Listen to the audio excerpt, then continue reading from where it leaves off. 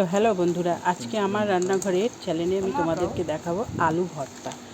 শুধু একটা ভর্তা না, অনেকগুলো ভর্তা দেখাবো। তো এটা আলু ভর্তা হচ্ছে, এটা লঙ্কা পুড়িয়ে কাঁচা পেঁয়াজ দিয়ে, তেল দিয়ে, লবণ দিয়ে।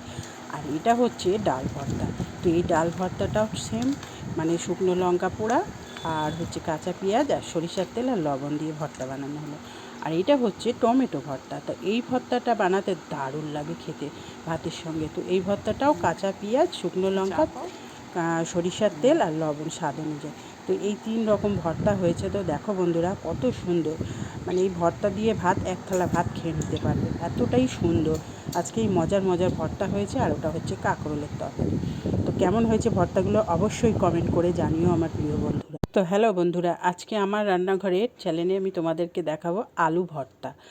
শুধু একটা ভর্তা না, অনেকগুলো ভর্তা দেখাবো। তো এটা আলু ভর্তা হচ্ছে, এটা লঙ্কা পুড়িয়ে কাঁচা পেঁয়াজ দিয়ে, তেল দিয়ে